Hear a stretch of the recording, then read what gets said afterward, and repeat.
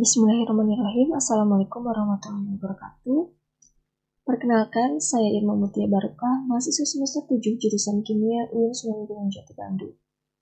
Sebelumnya, saya ingin mengucapkan terima kasih kepada Ibu Lilik Miftahul Khairah dari UIN Maulana Malik Ibrahim, Malang, selaku dosen pengampu mata kuliah Kimia Material. Pada kesempatan kali ini, saya akan mempresentasikan mengenai hasil review jurnal Kimia Material dengan tema besi oksida. Adapun judul review kali ini yaitu mengulas ajaibnya besi oksida, eksplorasi sintesis nanopartikel, mulai dari limbah industri hingga sumber daya lokal dan penggunaannya dalam berbagai inovasi canggih. Pada review jurnal ini, saya membedah 7 jurnal yang diantaranya terdiri dari 3 jurnal internasional dan 4 jurnal nasional. Adapun beberapa jurnal yang saya bedah, yang pertama yaitu penelitian Abdullah et al. Tahun 2020. Beliau melakukan sintesis magnetik besi oksida nanokomposit yang diaplikasikan terhadap senyawa atau polutan organik metilen biru dan kristal violet. Kemudian penelitian Hosen tahun 2020, dia melakukan green synthesis besi oksida nanopartikel dari ekstrak daun pepaya yang kemudian diaplikasikan sebagai fotokatalis dalam mendegradasi zat warna remazole yellow RR dan diuji juga aktivitas antibakterinya.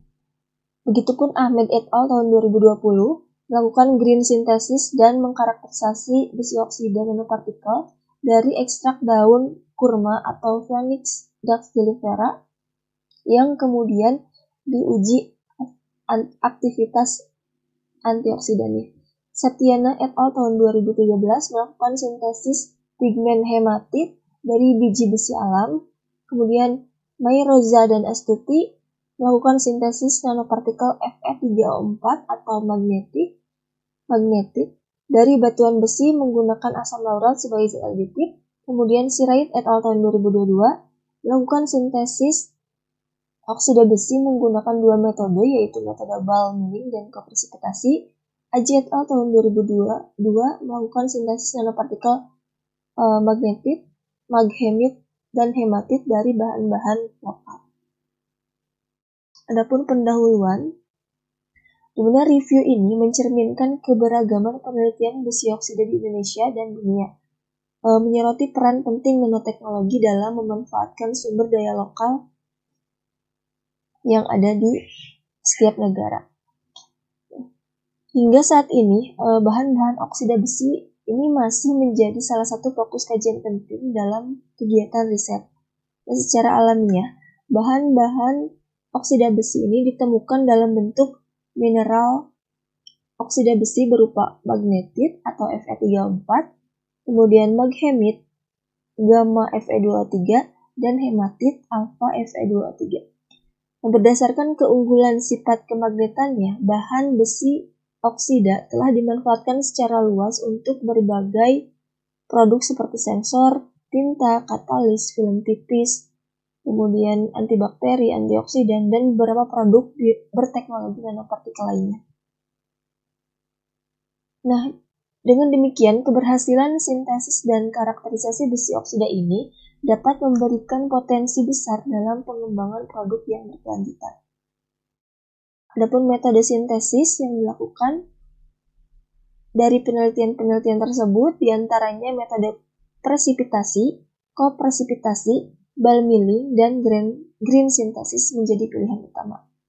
Untuk metode presipitasi melibatkan penggunaan senyawa kimia yang dapat menghasilkan presipitat atau endapan ketika bereaksi. Dalam sintesis besi oksida, presipitasi dapat dicapai dengan menambahkan agen pengendap ke larutan yang mengandung ion besi. Dalam penelitian tersebut, metode presipitasi mungkin menggunakan senyawa besi yang larut, dan kemudian dengan penambahan agen pengendap, endapan besi oksida itu akan terbentuk. Kemudian metode kopresipitasi melibatkan pengendapan bersama-sama 2 atau lebih senyawa dalam larutan. Dalam sintesis besi oksida, Ini bisa jadi melibatkan senyawa besi dan senyawa lain yang akan membentuk fase oksida bersama. Misalnya dalam penelitian-penelitian yang tadi telah di-review, penambahan asam dan basa ini mungkin dilakukan untuk mengontrol pH dan mendukung pembentukan nanopartikel magnetik. Metode kopresipitasi ini dapat menghasilkan nanopartikel dengan distribusi ukuran yang lebih homogen dan sifatnya monodispersif. Kemudian metode ball milling melibatkan penggunaan bola logam atau keramik yang berputar di dalam wadah untuk menghancurkan atau menggiling bahan menjadi partikel yang lebih kecil. Dalam konteks sintesis besi oksida, ball milling digunakan untuk mengubah ukuran partikel besi menjadi skala nanometer. Kemudian metode green synthesis ini melibatkan pemanfaatan bahan-bahan alami atau ekstrak tumbuhan sebagai agen reduktor atau agen pengendap dalam proses sintesis nanopartikel. Nah, dalam penelitian yang direview, digunakan ekstrak daun karika papaya dan ekstrak daun kurma untuk dilakukan pemanfaatan besi oksida dengan metode green synthesis. Nah, keunggulan dari metode green synthesis ini salah satunya yaitu ramah lingkungan dan dapat mengurangi penggunaan senyawa kimia berbahaya. Adapun bahan baku, di mana penggunaan berbagai sumber daya mulai dari limbah industri seperti mill scale, kemudian sumber daya alam lokal seperti pasir besi, biji besi, dan batuan besi, hingga ekstrak tumbuhan menunjukkan keragaman dalam pendekatan sintesis nanopartikel besi oksida. Hal ini tidak hanya meningkatkan efisiensi pemanfaatan sumber daya, tetapi juga memperluas potensi aplikasi material tersebut dalam berbagai konteks. Adapun bahan baku pertama mill scale merupakan limbah dari industri baja yang terbentuk selama proses laminasi logam. Sementara pasir besi merupakan sejenis pasir yang mengandung kadar besi yang cukup tinggi. Kemudian biji besi alam atau biji besi ini mengacu pada biji besi yang diperoleh langsung dari alam tanpa melalui proses pengolahan yang intensif. Kemudian batuan besi merupakan batuan yang mengandung kadar besi dengan konsentrasi tinggi. Kemudian ekstrak daun karika papaya dan ekstrak daun Phoenix dactylifera ini digunakan sebagai bahan baku dalam green synthesis untuk menghasilkan nanopartikel besi oksida yang ramah lingkungan dengan cara mereduksi senyawa besi menjadi nanopartikel besi oksida. Adapun hasil karakterisasi di mana pada paper-paper atau jurnal yang direview ini digunakan instrumen yang umum, yaitu diantaranya XRD atau X-ray diffraction yang berfungsi untuk menentukan ukuran partikel, di mana pada jurnal tersebut rata-rata ukuran partikel yang dihasilkan dari besi oksida berada di bawah ukuran 100 nanometer. Kemudian yang kedua yaitu SEM atau Scanning Electron Microscope berfungsi untuk menganalisis morfologi besi oksida pada tingkat nanometer. Nah, pada jurnal dihasilkan gambar visual morfologi yang bervariasi seperti kristal kubik, kemudian oktahedrik, dan rhombohedral, juga lain-lainnya. Nah, kemudian analisis ketiga yaitu ARM atau Unhysteretic Remaining Magnetization. Ini berfungsi untuk mengukur sifat magnetik, di mana pada jurnal dihasilkan senyawa magnetit bersifat ferromagnetik, sementara maghemit dan hematit bersifat antiferromagnetik. Kemudian UV-DRS berfungsi untuk menganalisis sifat optik dan band gap suatu material, di mana pada jurnal tentang besi oksida dari ketujuh jurnal tersebut, rata-rata nilai band gap besi oksida berada pada rentang 2,2 hingga 2,7 elektron volt. Kemudian aplikasi.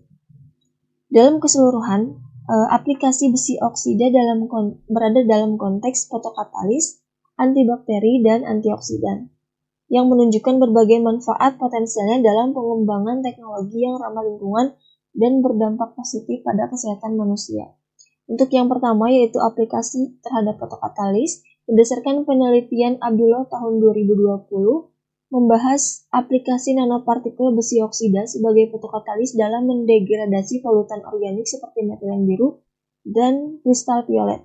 Dalam konteks ini, besi oksida berperan sebagai katalis yang diaktifkan oleh cahaya matahari atau cahaya UV.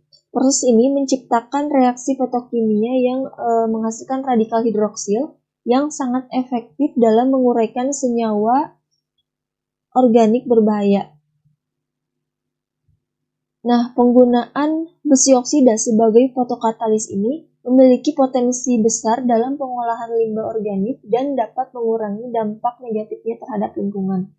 Kemudian aplikasi yang kedua yaitu sebagai antibakteri. Menurut penelitian Hosen 2020 yang menyoroti kemampuan nanopartikel besi oksida, khususnya yang dihasilkan dari ekstrak daun karika papaya sebagai agen antibakteri. Penelitian ini mencakup aplikasi nanopartikel besi oksida dalam menghambat pertumbuhan dan aktivitas bakteri gram negatif dan gram positif. Kemudian aplikasi yang ketiga yaitu sebagai antioksidan.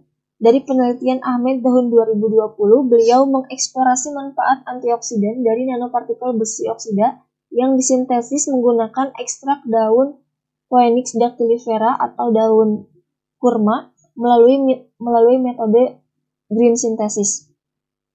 Nah, antioksidan sendiri bekerja dengan menghentikan reaksi berbahaya akibat radikal bebas yang dapat merusak sel dan menyebabkan berbagai penyakit. Untuk selanjutnya kesimpulan dari hasil penelitian pada ketujuh jurnal. Yang pertama, jurnal Abdullah et al. Tahun 2020. Beliau telah berhasil mensintesis nanokomposit oksida besi dengan metode kopresipitasi dan hasilnya dapat menghilangkan 99% pewarna metilen biru dan kristal violet setelah 20 menit reaksi. Kemudian penelitian Hosen et al. Tahun 2020, beliau juga telah berhasil melakukan sintesis nanopartikel besi oksida melalui metode green synthesis dengan ekstrak tanaman karika papaya dan hasilnya sekitar 77% pewarna remazol kuning RR terdegradasi, sementara aktivitas antibakterinya hampir 95% sel hancur baik terhadap bakteri gram negatif maupun gram positif.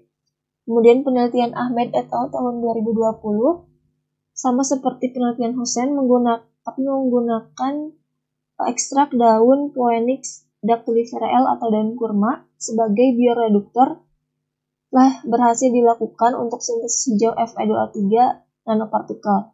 Adapun ukuran nanopartikel yang dihasilkan yaitu berukuran pada rentang 2-30 nanometer.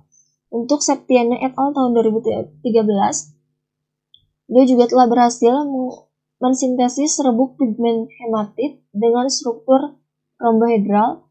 Penelitian Mayroza dan Astuti tahun 2016 telah berhasil mensintesis nanopartikel Fe3O4 dengan menambahkan asam sebagai zat aditif, dan ini terbukti dapat memperkecil ukuran partikel, juga menghasilkan distribusi partikel Fe3O4 yang seragam sekitar pada ukuran rentang 58 sampai 77 nanometer.